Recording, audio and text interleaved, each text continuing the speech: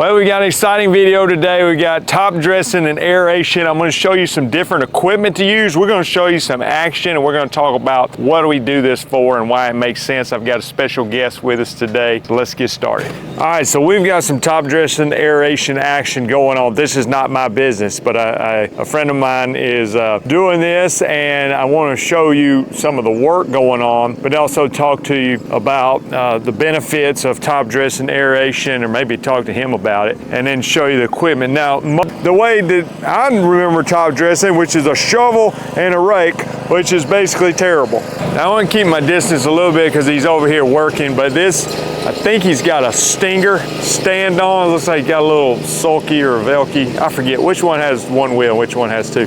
But he's got the aerator going through there. He's got the flags out here marking, you know, sprinkler heads and probably things of that nature. And you can see where he's already done this part. And the idea here is that, you know, of course, the compacted soil and it can restrict nutrients flow. I think both getting down to the roots and maybe vice versa. Stuff flowing back up out of the turf. So we're going to talk to him about that and why the aeration can be an important thing for the lawn. And then he's got you see here, a Toro Dingo. That looks like a nice piece of equipment. And then this is the other thing I wanted to show off today. Again, this doesn't belong to me, but I'm familiar with this. This is an Eco-Lawn 250, I believe it is. And so this thing, you walk behind it and you put your sand in there, and it's gonna spread it out. So we're gonna try some of these today. We've got, of course, a load of sand there that he's gonna be top dressing with, and we're gonna see it in action. All right, got Lee Markham here, and he's been the one around here running the aerator. People make fun of the way I say that. Sometimes I say aeration, and they go, oh, it's not aeration, it's aeration. You know, so if that's one of your passions in life, is correcting how I talk, then leave it in the comments. Lee is Lee Markham of Markham Services. We'll link to his Facebook page in the description. Lee, you've been pulling plugs out here, and we're gonna, the Eco-Lawn thing, we're gonna crank up, and the Dingo. I was thinking like shovel and throwing sand in there, and I was like, still gonna be a pain. But with the Toro, it's like you got in the dump trailer and all that, you got the setup for sure. Set up, absolutely. So tell me a little bit about the aeration. Like when you go talk to a customer, do you try to tell them like, hey, we should do both? We should aerate and top dress, or what? So what do you tell them is like benefits of core aeration? So absolutely, we like to call it the killer combo of aeration and leveling and soil conditioning. So that kind of falls under top dressing. But so the aeration will open up the ground for the roots to grow, and it opens up the ground for the soil conditioner. So we use a really premium product called Miramichi Green, and so that goes into the root system and allows the grass to grow even better. And so the sand part of this is mostly for leveling. So the sand helps with some of the low spots, and it gives you just a much cleaner, smoother cut. So it's kind of those three things of the aeration, and then we put down the soil conditioner, and then we level with the sand. Okay, so you're going to do soil conditioner on this one too, or just the sand? It'll be both, yeah. Where's you have the soil conditioner? Yeah, we have it right here. We can look at it. Oh, okay. I'm sorry. I didn't, because I was going to talk about the sand. You know, sometimes, like, I agree with you, the sand is like good for smoothing, not necessarily the most nutrient-rich soil for growing things. That makes a lot of sense. So this stuff here, where do you get this? This comes from like irrigation supply company. Okay. So we use Ewing or Site One. Okay. There are a few different dealers out there, but this is primarily, it's just chock full of nutrients, so it's really great for the grass to grow. And after you put sand on the grass, the blades that come through really strong. So this is kind of necessary along with a good fertilizing program. I see.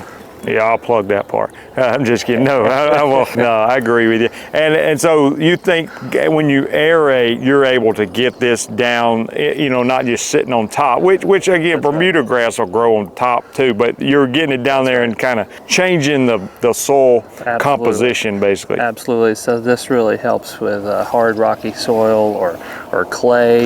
You know, so many people just have really hard lawns and the grass can't grow, the roots can't spread. So this has been really great for our customers.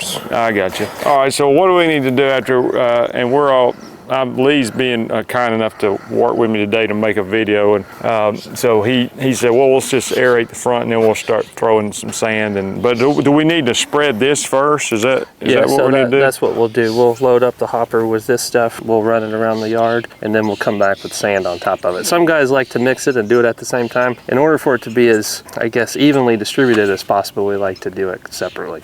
Okay. Rather than trying to mix it on site. Give me a 1 to 2 minutes on your equipment here as far as the Stinger and the Ecolon 250. Let's start with the Stinger. And this is not a plug on any of this equipment. I'm just simply asking because this is what he's got. So what's your, you like it, pros, cons? What do you think about this? Yeah, this is a really great commercial aerator with the sulky on the back, which we can ride on larger areas, and then we'll take that off to get into like smaller, tighter areas. It's been great. It has plenty of weight where the bikes will go down and it will pull out the cores, so no complaints. We did have a sprinkler. We parked it by a sprinkler head a few weeks ago, and the neighbor turned on the sprinkler and it got soaking wet without us knowing, and so the next day we had engine problems, but it was because of a carburetor full of water. One thing I like about it is just the simplicity of the design. I mean, a Honda engine's usually super reliable, and then can you adjust the downward pressure, like pulling deeper cores, or does it just have like one setting basically? It's mostly one setting. I mean, we haven't even played with that. We haven't had to, so we've just kind of used one setting across the board. Yeah. What about we can look at if you want to look at go ahead. We'll pull this out. This is easy access panel if you ever get anything caught in there, or if you break something. But you can wow.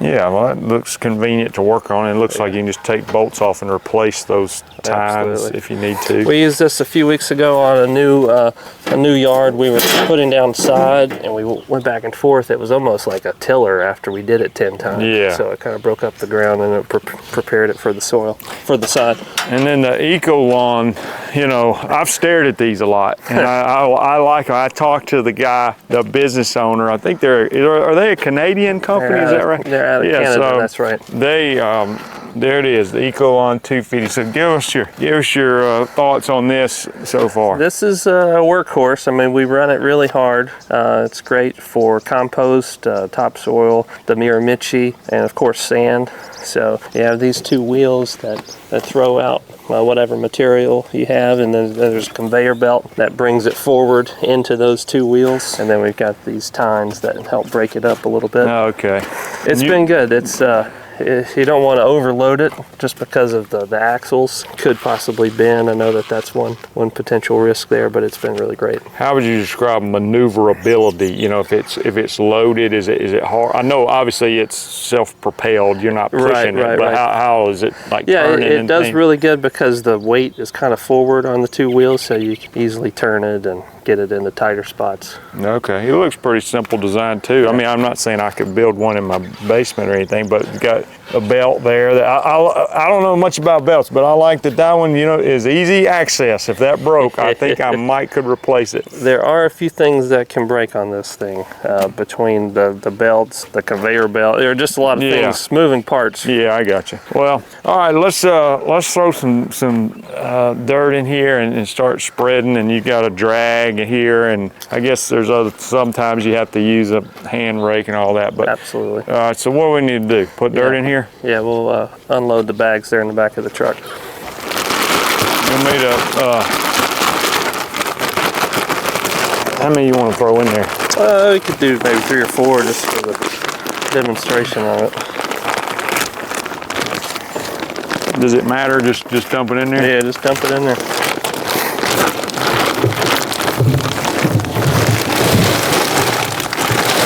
I'll let you grab that back.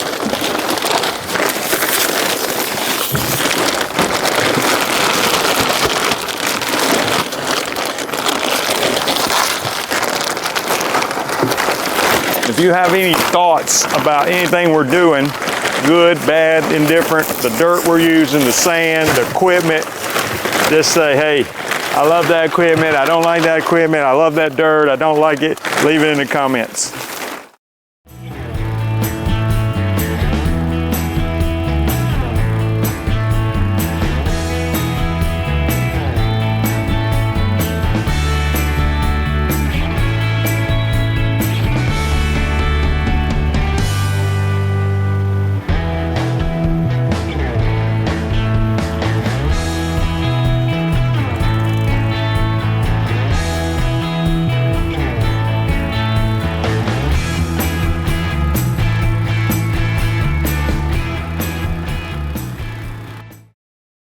Lee, thanks for demonstrating your equipment here. You got a good setup, and looks like, you know, I don't know, if I was going to do this, I would want the stuff you've got to make it happen. So thanks for bringing us along for the ride today. Absolutely, my pleasure.